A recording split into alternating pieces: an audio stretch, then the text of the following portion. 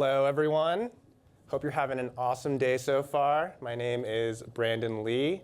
I'm on the Google Lens team here, and it is my honor and privilege to be your host for today's event. Welcome to Talks at Google. Well, folks, we've got, I think, a fascinating topic for today's discussion. We're going to be having a conversation about conversations. Now, quick poll, show of hands. Do we have any software engineers in the room today? Okay, excellent. Good to see we still exist in 2025. Now, it's no secret that a lot of us went into this line of work to minimize human contact. But as a lot of us found out, it turns out that talking to each other is still a huge part of our day-to-days and our jobs. The good news is that conversation is something that we can actually all get better at. And we have an expert here with us today to show us how. So without further ado, I'd love to say a few words about our guest. Our guest joins us here today from Harvard Business School, where she's the O'Brien Associate Professor of Business Administration. She's recently put out a new book on your chairs, Talk, The Science of Conversation and the Art of Being Ourselves. And about this book, I think it speaks volumes that Angela Duckworth, who is already an excellent conversationalist and my personal favorite podcast host, has this to say about the book. This book has raised my game as a conversationalist. I'm recommending it to everyone I know. And finally, our guest has been featured in places like the New York Times and the Wall Street Journal, and her findings have even been referenced in the Pixar movie Inside Out 2. Please give a warm, googly welcome to Dr. Alison Wood Brooks. Oh, thank you. That's so nice. Thank you, guys. Good to have you with us, Alison. I must say, this is the most prepared I've probably ever felt for an interview. I was reading your book, and it kind of felt like I had a coach with me telling me what I needed to do. So, cheerleader and yes, coach. Cheerleader. Yes. Thank you for that. So I wanted to kick us off by taking us back in time a bit to a time before Alison Wood Brooks became a behavioral scientist. And I was curious, if I were to ask this past Alison, what do you think makes a good conversationalist? What do you think she would have said? Oh my gosh, I love questions like this that take you back in time to a different version of yourself. So I'm going doodle-doo, doodle-doo. So before I was a behavioral scientist, so I was born an identical twin. I loved playing sports, playing basketball and soccer growing up. I also love music. Very serious oboe player, you guys. But I think, hobbies aside, I've always really loved people. I may be one of the only academics who is truly extroverted. And I think I've always been fascinated by that there are people out there that just seemingly are really good at conversation, kind of fixated on what are the things that they're doing that make their conversations more exciting and more intriguing and more engaging, more productive, more efficient. So even if I wouldn't have used those words probably, I think I would have said something like, there are just some people I love talking to. And I think we all feel that way. And so later, when I did become a behavioral scientist, maybe it's no surprise that I became obsessed with trying to figure out what are those people doing. That's great. And I think your book does an awesome job of demystifying some of those things and combating what you call the myth of naturalness. There's actually things that we can learn, right? Yeah. So I think two of the things that struck me when reading your book are, number one, the number of people willing to have their conversations recorded for science. And number two, so with your findings, some of them are things that, we hear them, it's like, oh, that kind of makes sense. But a lot of the things are actually fairly counterintuitive, right? But importantly, backed by the research. Yeah. So could you kick us off by maybe just sharing one or two of the findings that you found particularly exciting for you or that you feel like are game changers? Oh my gosh, where do we begin? I think when you think of behavioral science, you summarize it really well.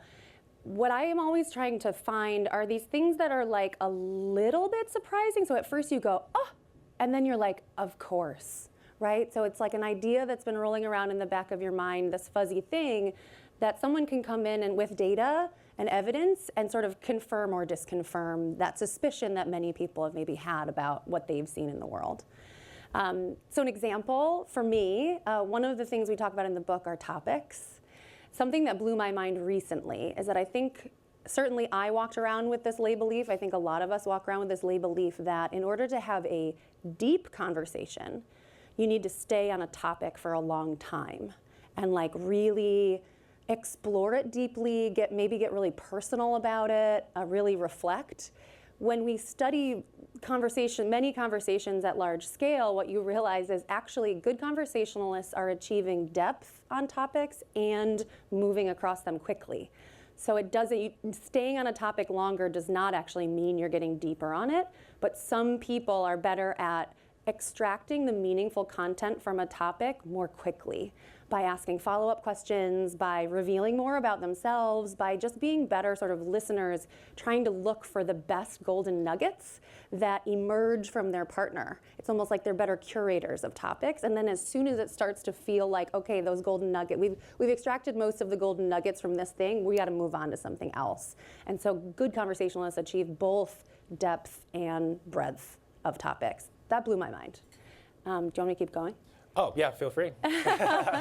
Another thing that I think is quite helpful in practice that we've learned about question asking is you'll often see like on LinkedIn, or there's this New York Times article that this journalist I was emailing with yesterday, where she's like, well, what questions should we ask our moms on Mother's Day? Which is a great topic, great idea. Everybody should be calling their moms on Mother's Day and asking good questions. But my point to her when I wrote back was, the question that you start with, so something like, if you could go back in time, like, who were you friends with when I was a baby? That's a great question. Going to start you down a really interesting tree branch, but everything that comes after it may be even more important. Are you listening to what she says? Are you searching for points in her emotional tone that are particularly exciting or intriguing, or maybe she's feeling uncomfortable about something, and can you pick up on that and then take a deeper dive in it with follow-up questions? Can you reveal something about your own life that helps to relate to those feelings in her? So I think the sort of starting point of a topic or a conversation is just one turn, and conversations are actually hundreds of turns. So thinking about how that cascade unfolds can be very, very valuable. I like the phrase that you use sometimes to describe it, searching for treasure. It's like, a little light bulb goes off and it's like, there's something here and you want to keep going for it, not to force it, but to kind of, like go with what it's giving you. But you also talk about how there's some upfront work that you can do before the conversation. This is one of your more, maybe not controversial, but like a little bit harder for people to accept preparing topics. Do you want to tell us a bit about that? Yeah, you've done a great job. Look at your screen. You've got so many there's highlighting, you guys. It's amazing. So of course, most great conversations are a combination of forethought in whatever form that you like to plan or prepare, and then flexibility once you're in it. I've always been a sort of habitual topic prepper, not in a formal sense, but I just really like thinking about people when we're apart, and I find it very helpful to push yourself to think like, I know I'm going to see this person tomorrow. What will actually make our conversation, what will be fun to talk about? What do we need to talk about? What does this person need from me right now? I've always found that to be a helpful mindset, and I was surprised to learn when I started teaching my class called Talk at Harvard that not everybody is thinking that way. Not everybody is doing that cognitive work. And so we wanted to run experiments to see, like, what if you push people to do it? What if you push people to just come up with a couple bullet points before every conversation of possible topics they could talk about? So do a little bit of topic prep. And what we found confirmed my instinct, which is when you nudge people to prep topics even for 30 seconds before a conversation starts, it makes it much more enjoyable. You feel less anxious during it because you don't have those little panics where you're like, oh God, I know we need to talk about something else. I don't know what that should be. It's a little creativity task. So it just takes a little bit of that pressure off. There are fewer disfluencies like ums and uhs and stutters and pauses. And you're more likely to land on mutually interesting topics. When you're doing those little creativity tasks, our instinct leads us to often talk about things in our environment. So like we'll talk about the food that's on the table in front of us, or maybe we'll gossip about a person standing nearby. That's not necessarily the best thing to talk about with that person, right? You should be thinking about, what do they need? What do I need? Let's talk about those things. So the reason this finding, even though it's sort of robustly helpful to people, the reason the finding feels a little controversial is because many people don't want to do it. You ask them to prep topics and they're like, whoa, whoa, whoa, this feels super rigid. Woman, why are you making me think ahead or write something down before I call my mom or before I talk to my bestie? I should just know I'm going to know what to talk about with people I'm close to, especially. And not sort of going a step beyond I will know is I should know, because that's what a good relationship is, that's what good conversation is. And it gets back to this idea of myth of naturalness. We have this belief that good conversationalists are not only good writ large, they're good on the spot, spontaneously. They're coming up with these jokes and like ideas and topics and questions like right then and there. And when you actually start studying lots of conversationalists at scale, you start to realize that's not true. Good conversationalists are very often quite prepared, even if you can't observe that preparation. There's a lot to probe a little bit further there, and I imagine some of us in the room resonate with some of the objections. But I actually wanted to ask, I'm a little curious, how did you even think to research this question? Because that's not the most obvious hypothesis I would have thought about. Like, does preparing topics help with conversation? Like, I've never even considered that as like an option. Totally.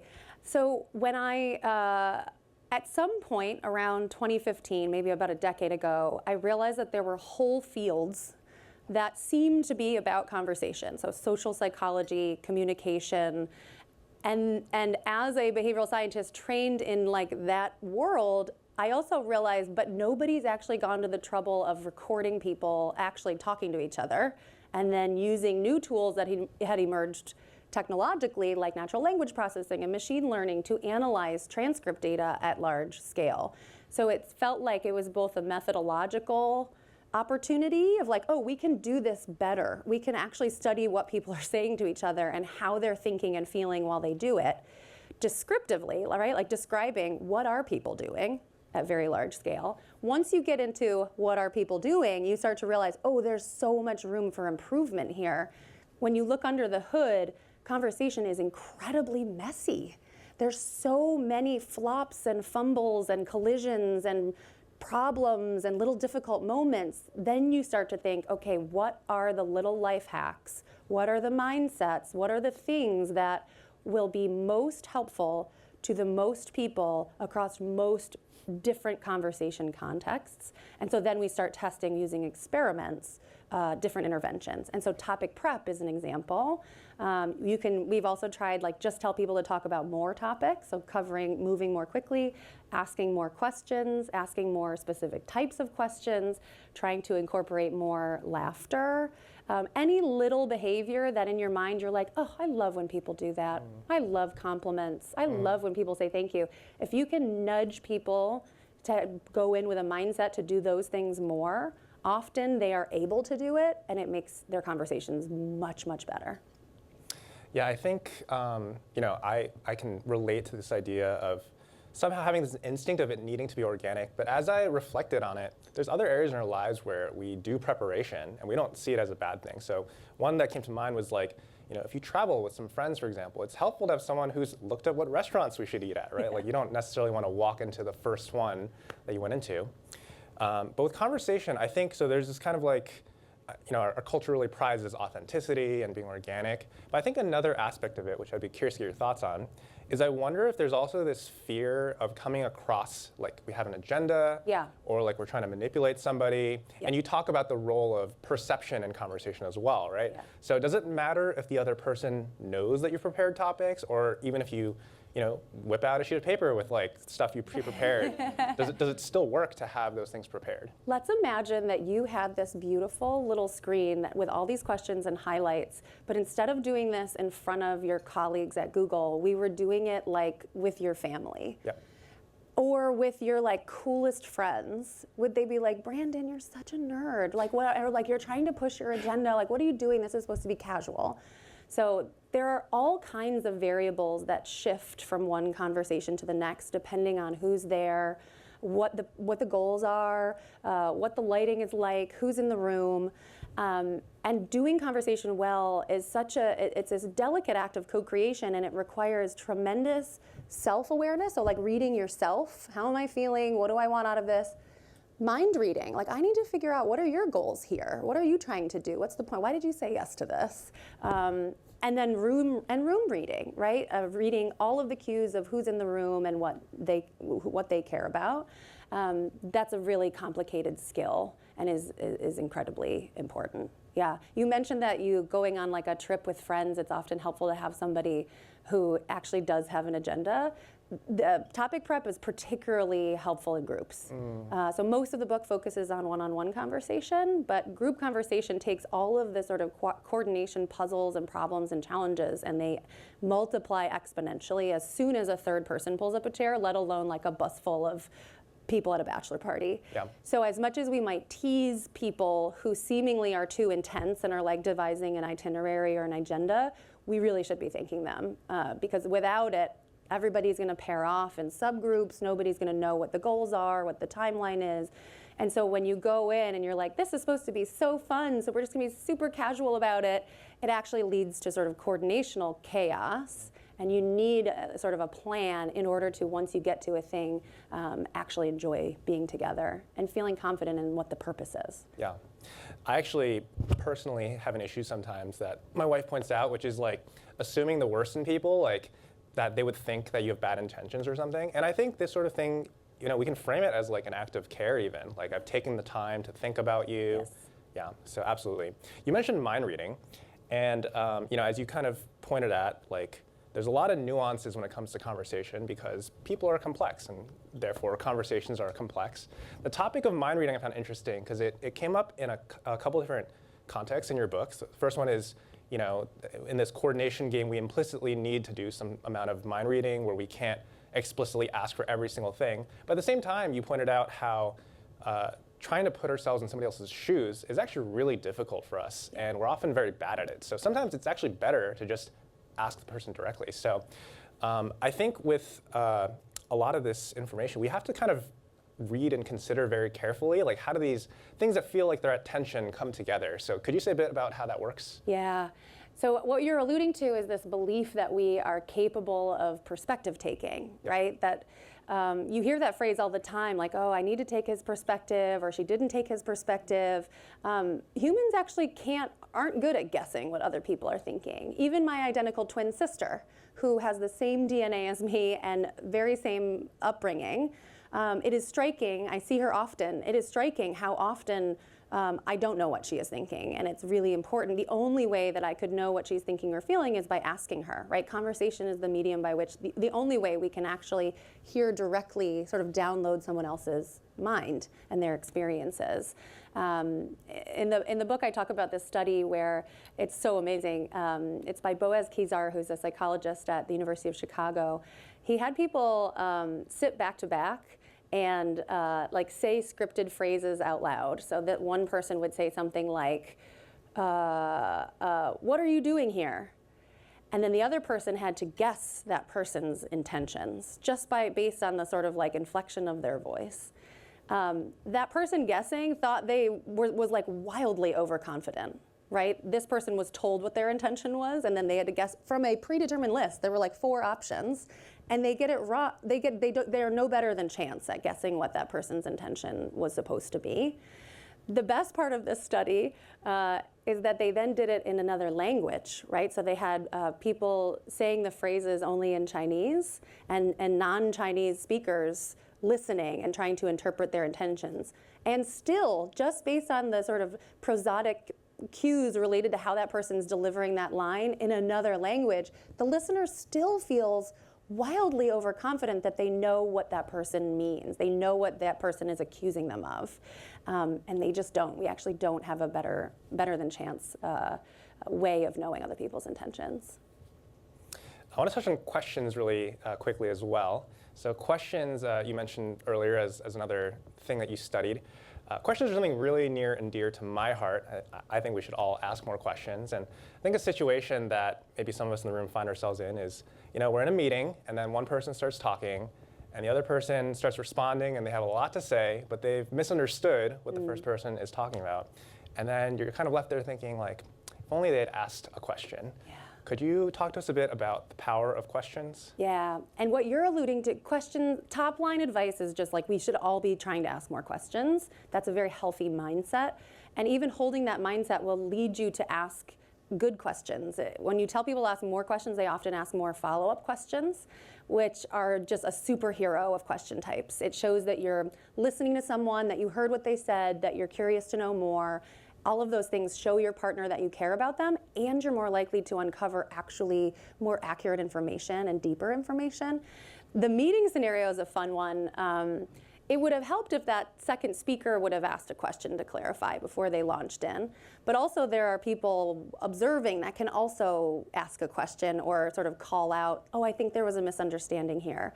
That's called a repair side sequence. Repair is incredibly important. I think we hear about repair often in like public discourse around apologizing, which is wonderful. The whole chapter in the book is about apologies. They're an incredibly powerful tool in our toolkit.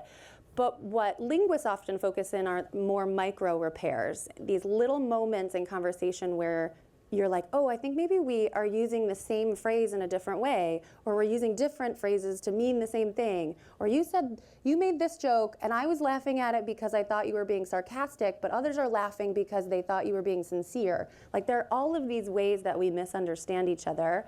And it's quite helpful to have a moment of courage and sort of call out the misunderstanding or just ask to clarify. And that little sidebar of repair is like a little sidebar. You clarify the thing and then get right back to the conversation.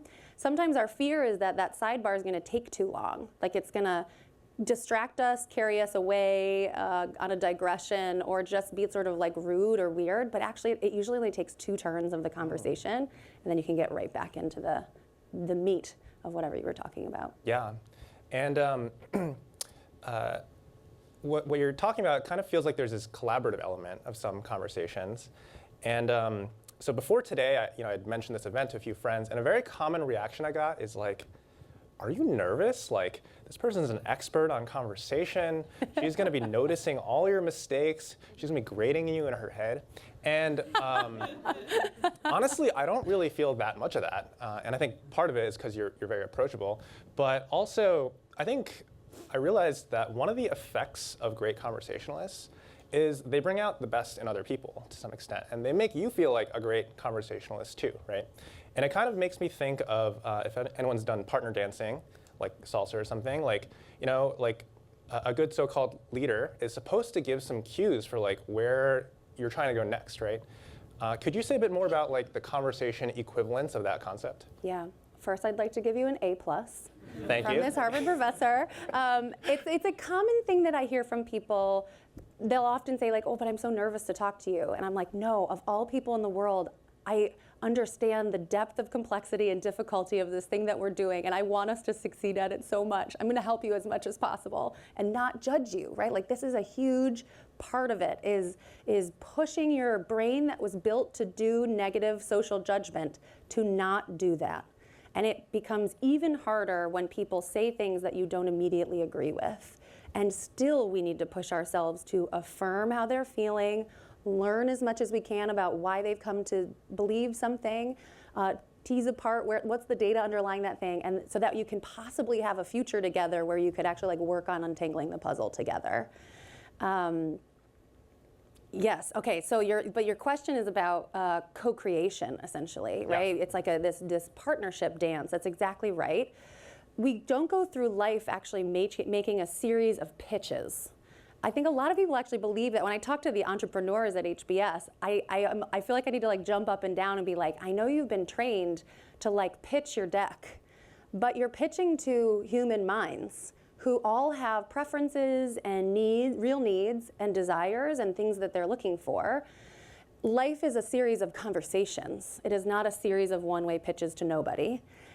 So asking questions about what people actually want and need first is going to help you if at any point you feel like, okay, now is the moment that I actually need to be persuasive or try to pitch something and be influential to someone else. But until that point, you really need to do this dance of like, I need to learn as much as I can about you and your mindset and what you care about.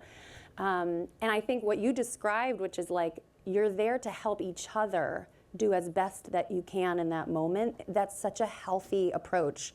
It's very tied to the K of the talk acronym, kindness, which is like our brains are built to be egocentric and self-centered. That's just, we're built for survival. We're built to focus on all this information we know about our own perspective. So to the extent that we can push ourselves in every conversation to just like relentlessly try to focus on the other person and think about what are they wanting right now? Why is Brandon nodding his head right now? Like, how is he feeling? What can I do to make this the most exciting and great for him and for everybody else here? That takes a push in your brain. It goes against our nature, and it makes everything better. It makes it feel like I'm on your side. I've got your back.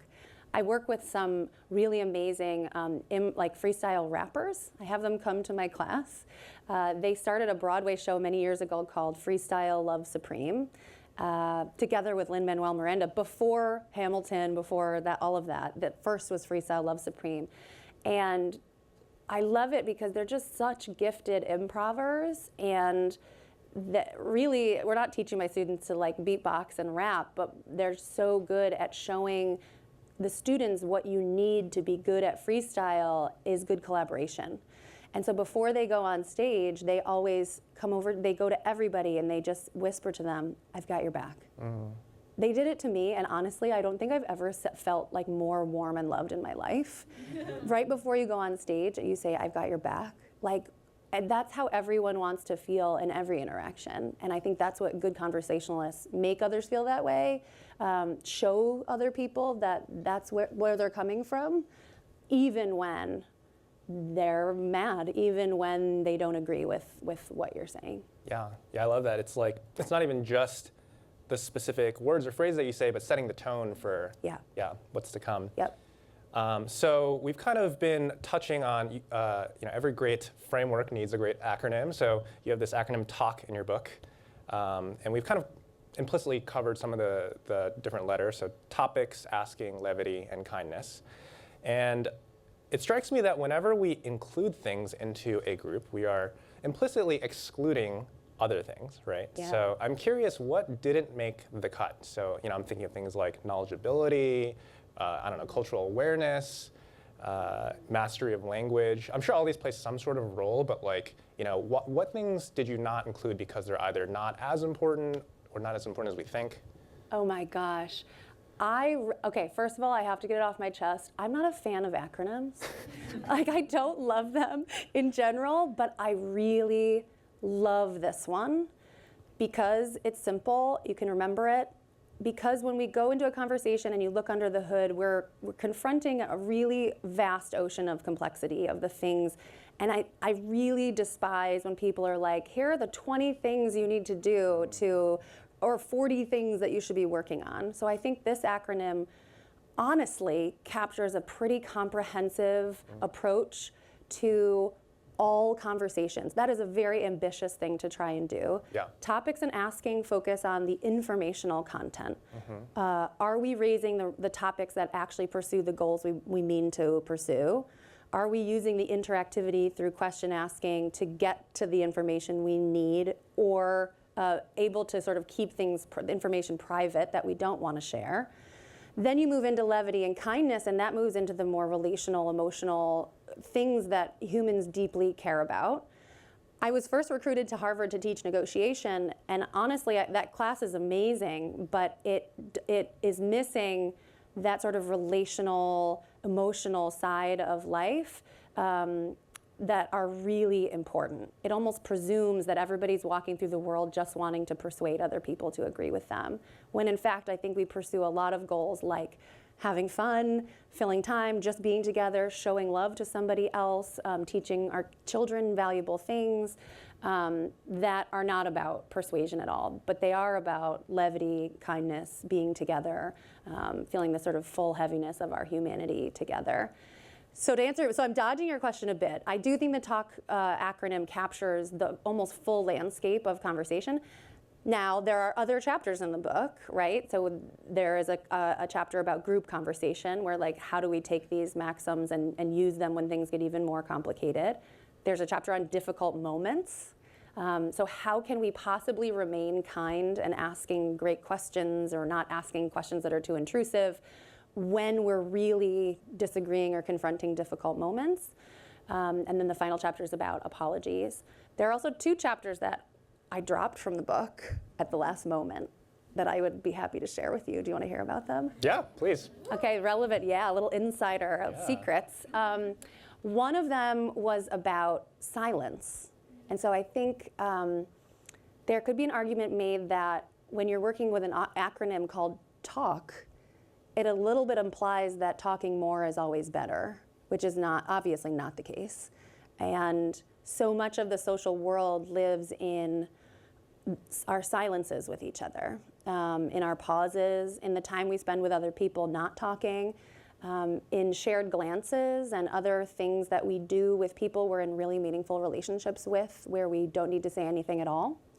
So the communication that sort of happens between the lines, I think, is really, really important. I dropped it because I think it's a whole separate book, you guys, so stay tuned.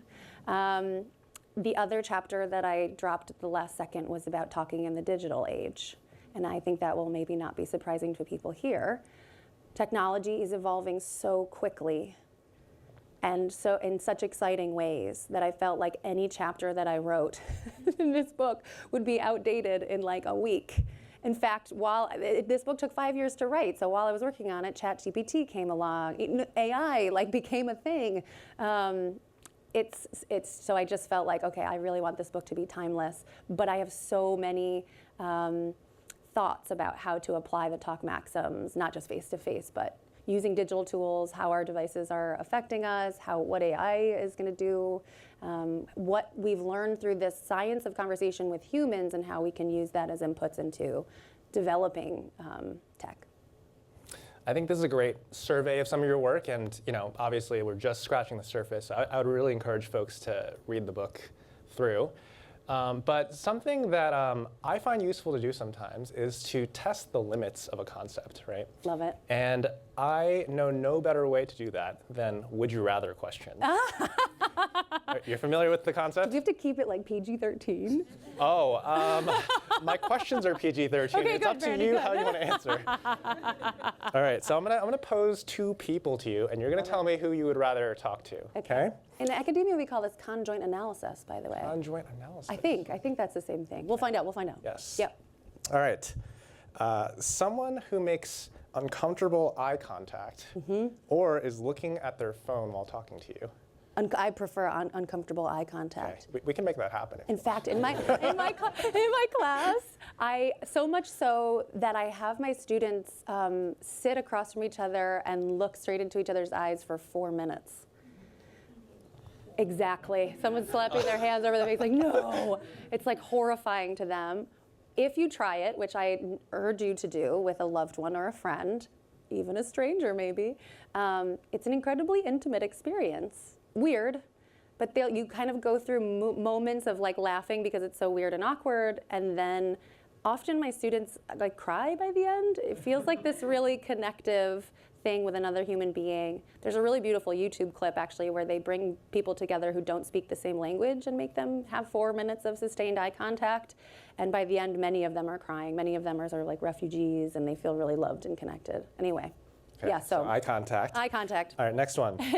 Someone with lots of interesting stories but rarely asks you questions, or someone who asks a lot of questions but rarely shares anything about themselves? Questions. Ooh. Every time. I don't like storytellers. Other people do. That's me as a person, not me as a scientist. Yep. And if you are a storyteller and like sharing stories, I think it's really important to be attuned to how people are reacting to you. If people are interested and excited about what they're hearing, they tend to use back channel feedback. So like literally sort of interrupting with like, oh, no, oh my gosh, no, huh, what? So they're sort of like cheering you on. In the absence of that from your listener, you can almost assume that they're not interested. And it's more often the case that people are listening politely to long stories, especially if they're not personally relevant, than being actually excited about it, hearing them. Makes sense, makes sense. All right, third one. Hot take. Someone who is direct but may offend you with what they say, or someone who is respectful and sensitive, but it's hard to know what they're thinking. Oh, I love all of those people. I think I prefer people who are respectful and hard to read, and I would take it on as a personal project to connect with them personally to really figure them out privately. I love a challenge. I love people who are hard to sort of crack into, and I love asking questions and sort of making people feel safe in answering them. I think the other flavor, people who are very, very direct and have the potential of hurting, there is this often a very common trade-off of directness and like cruelty. And I think often people lean too far in the direction of directness with the cost of harm. Yeah, I feel like that's what I've heard is a pretty common misinterpretation of radical candor, where it's just like an excuse to be mean. Yes. Yes, I actually talked about this with there's like this podcast born out of radical candor, and we talked about this very thing. Is like they worry that people interpret radical candor as, to quote Taylor Swift, being cruel for the sake of being honest, is not what radical candor means. Right. Yeah. All right, last one, and we'll make this one an audience question, so you guys can answer first, and hopefully it doesn't influence your answer, but.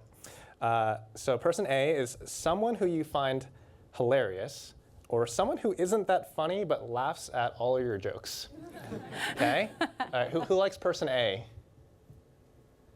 All right. Person B? Wow. Okay. I don't know if I believe all of you. How about for you? I raised my hand for the second one, but I love them both so much. We need them all. I talk about this in the levity chapter and so much with my students. I'm very good friends with two scholars at Stanford named Naomi Bagdonis and Jennifer Acker. They have a book, if you haven't read it, it's called Humor Seriously. And in it, they present these 4 humor styles that vary on 2 dimensions: highly expressive versus subtle, and then sort of affiliative versus aggressive. And their argument is wherever you are, if you're very expressive or very subtle, very affiliative or very aggressive, all 4 of those humor styles are valuable. And we should all be trying to create moments of levity when we can, when it feels appropriate. But also, we should be trying to appreciate when other people are attempting levity, because it takes a lot of courage and sort of competence to actually pull it off. And it's in service. Sometimes I think humor and levity can feel sort of superfluous, like it's this extra thing that we're doing on top of the real work of conversation or the real work of work. When you actually study humor and levity, you realize that it is this conversational thing that is in service of all of the important goals that we're working towards. Like it is this spirit of play that is a very important antecedent to creativity and safety and making decisions and trusting each other and like all the good things that we need in the recipe for success for very serious goals. So even though it seems unserious, it's very important. I just realized if you couldn't see it on camera, 90% of the room took the hilarious person. But on the topic of levity, I wanted to shift us a little bit to making this practical, applying some of these findings. And I was curious, in like a workplace corporate setting, sometimes it can feel fairly sanitized. Yes. So do you have any suggestions on how to bring levity into that sort of setting? I'm tempted for us to stand up and just do some like weird improv exercises together. I feel like that would be too excluding our digital friends if people are going to watch this later.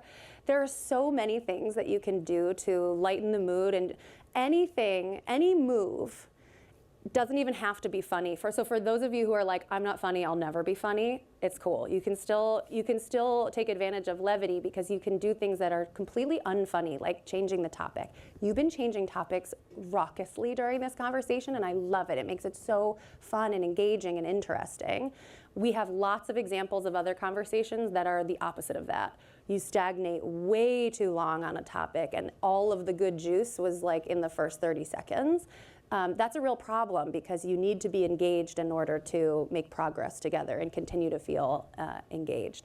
Okay, so levity moves, just changing the topic a little bit more frequently. Warmth moves, like giving compliments and telling people that when you feel grateful to people, actually say it out loud. Like, I'm so grateful that you prepped and that you are willing to interview me here today. That's so amazing. I'm so grateful that everyone took time out of their day to come and share this space together. That's so incredible. And I don't think we hear people say those things like really authentically and sincerely enough. That's a levity move. And then, of course, like lots of humor. So there's all kinds of, I'm not convinced that we know how to teach people to be funnier of all sort of talk things. But you can try some of the moves that we see funny people making. Usually it's a mindset. I think we have this belief that you should try and be funny. That usually leads you to like tell stories people aren't actually interested in. Sometimes it leads you to make jokes that are a little too aggressive. So instead of trying to be funny, the better advice or mindset is to try to make it fun, like find the fun, focusing on the other people. Like, what would be fun about this for Brandon? Like, what if I should have brought like tennis rackets and we could have like hit tennis balls back to and forth to each other. What would make it fun for you guys? Oh, probably standing up and doing like a weird thing would make it fun and memorable. A little bit weird, but memorable. So that goal of finding the fun rather than being funny. Yeah, and I think it's really powerful when a leader models that. Yeah. As a cultural. Totally, and it's in these little fleeting moments on the edges of our conversations, but those little micro moments are quite meaningful. Yeah. Last couple from me, and then we'll have some time for audience questions, but another kind of maybe application to our setting is help us to make our design reviews better. So we have this thing called design reviews where it's very common where we have either a document that people comment on like offline, or we'll meet in like a group setting and discuss it. And with the nature of this sort of thing, sometimes there's disagreements, right? Because, and we want to encourage that because that's how you can challenge ideas and make sure that they're the right ones, right?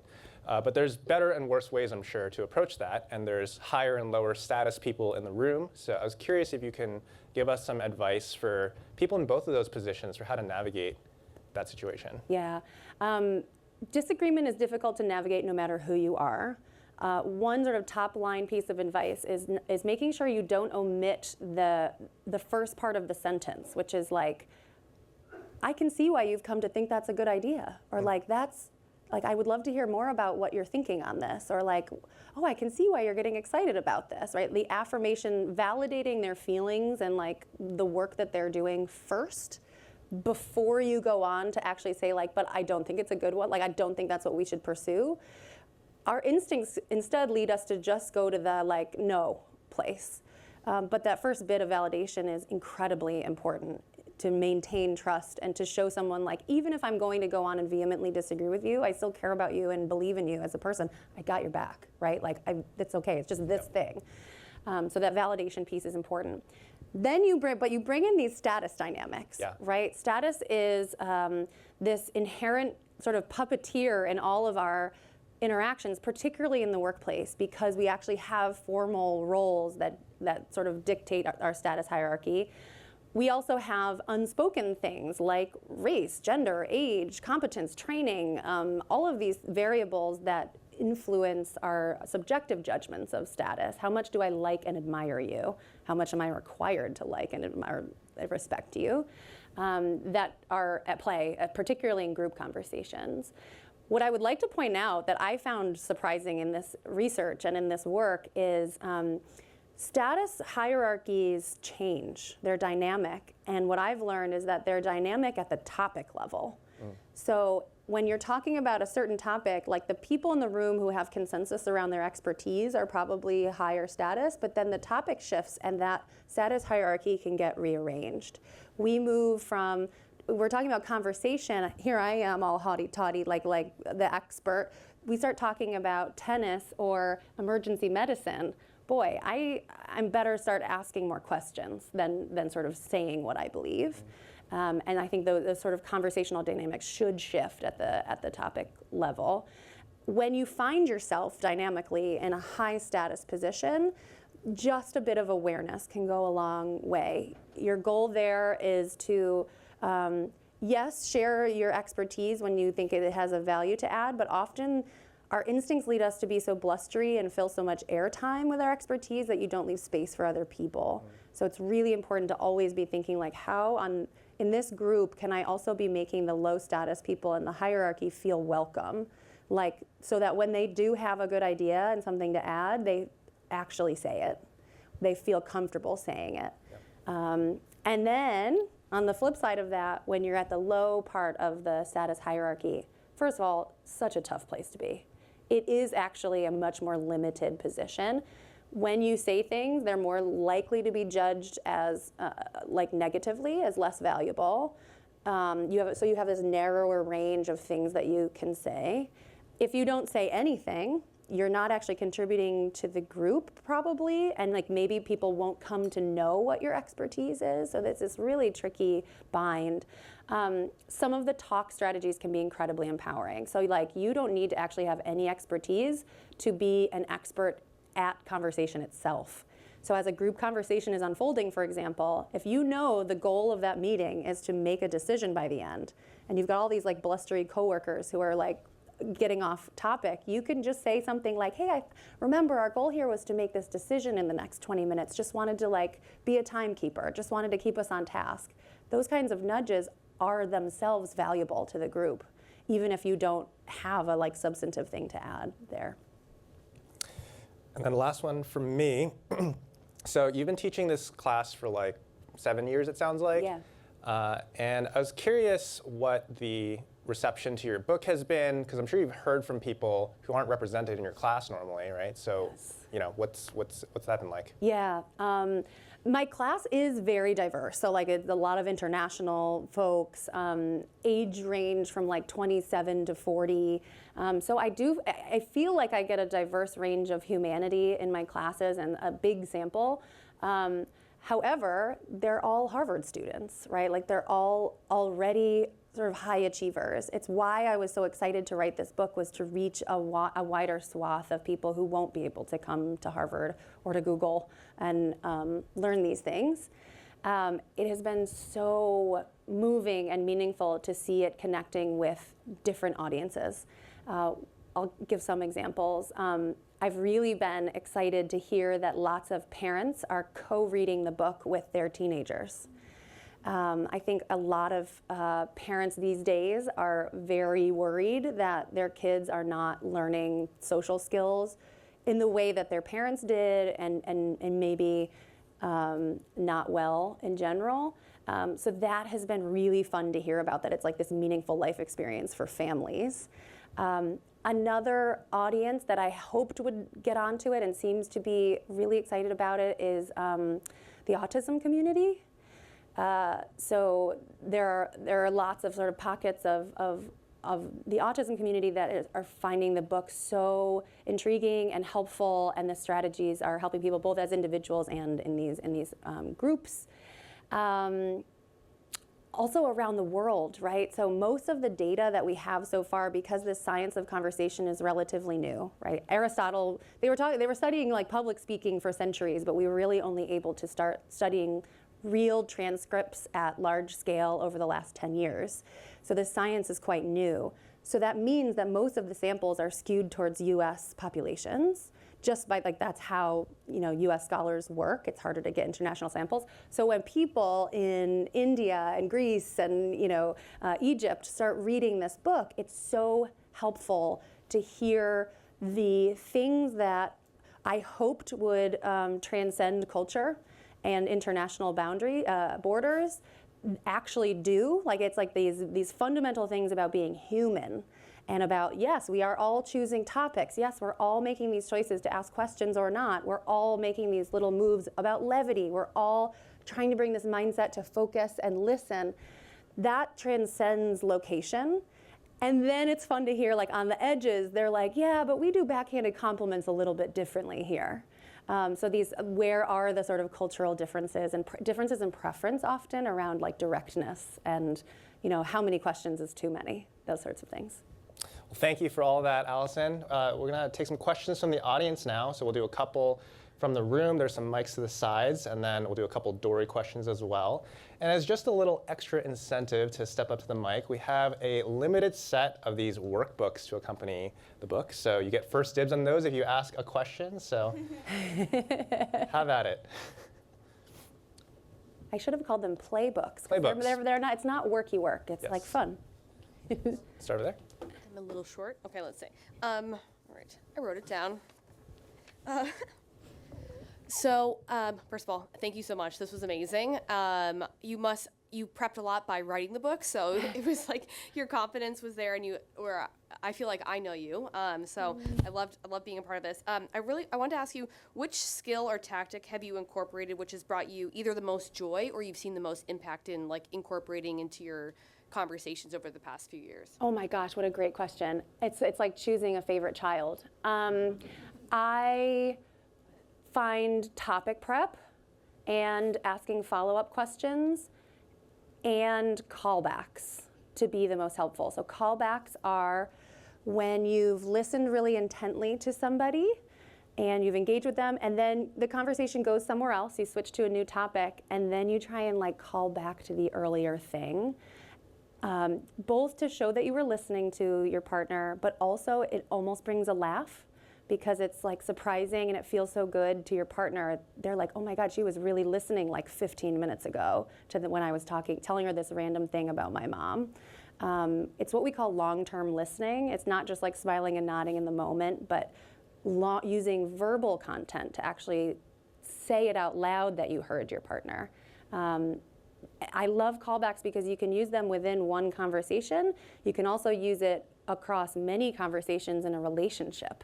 So I can call back to the conversation I had with Brandon before this session and say, oh yeah, remember when you told me that your wife was an emergency doctor? I just thought that was so amazing and she's so brave. Like being able to do that is what it means to be in a relationship with someone, to actually have listened to them and actually be thinking about something they said and then call back to it. It's just magic. So topic prep, follow-up questions, and callbacks. 3 of my faves.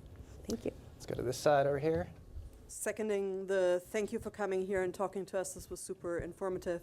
I wanted to get back to what you said about the signals that people are sending non-verbally or with just syllables on the are they interested or not? And I feel like with 2020 moving all of us online for a lot of our conversations and the technology cutting out when someone else speaks, I think a lot of us have stopped giving those verbal cues because you don't want to basically steal the sound from the person who's actually giving the conversation or the information at this point.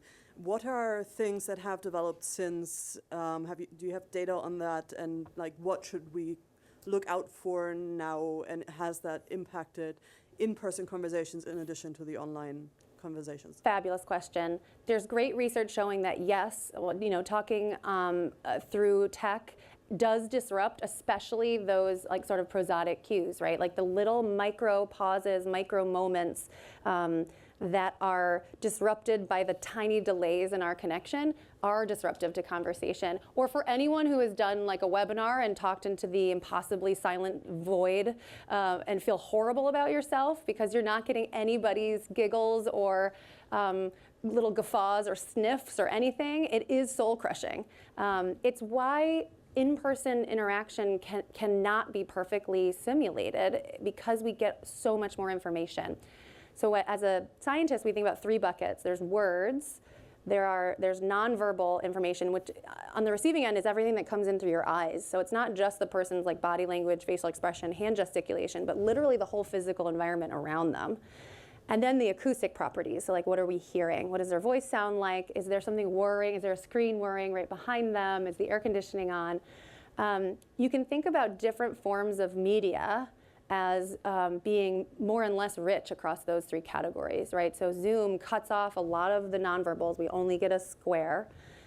It cuts off a lot of the acoustic properties because we can't hear the back channel, the sniff, sniff. And then there are lots of channels where we only get words, text, email. When we're on the phone, we only get acoustic. We don't get nonverbal. So you could chart all things across this. As creators of these digital worlds, there are things that we can do to try and simulate face-to-face interaction. That's why we love GIFs, Bitmojis, emojis. It's why we love voice memos. All of these things that, like, on the margin, make our communication more rich and get us closer to that feeling of being actually in person, actually do make us feel more connected. And I think we all just will continue to struggle a little bit on Zoom and Google Meet. Yeah. Yep. I want to take one from the Dory. So, along with many other Googlers, I'm neurodivergent and find my default communication approach can be different from others. For example, very direct, unaware a topic is taboo, don't fear difficult conversations. Any tips for embracing being ourselves when it comes to hardwiring versus successful communication? Oh, what a great topic. I too am neurodivergent in some ways. So hi, friend. So even by asking this question, Tali, is this Tali? Even by asking this question shows an immense amount of self-awareness that you're thinking about. You're aware that communication matters and different styles land differently. And it seems like you're grappling with this idea of sort of authenticity, right? To what extent should I be like trying to fit in with the norms of what I think will work versus what I actually want to say? It's a question that we all grapple with, regardless of whether you're neurotypical, neurodivergent, or on what vector you're neurodivergent. Ultimately, what matters is what behaviors what are you choosing to do, and how are you making other people feel, and how is it making you feel?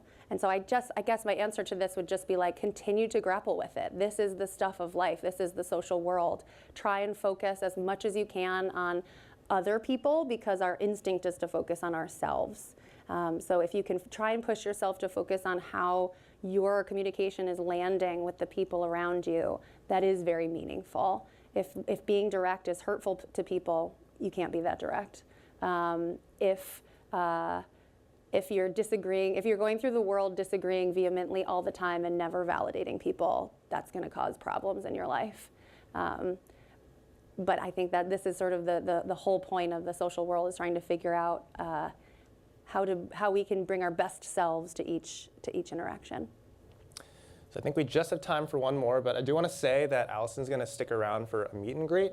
And so I think in that case, maybe I will prioritize, one of the other Dory questions. And then also, if you want one of these playbooks, we got to hand them out to these guys.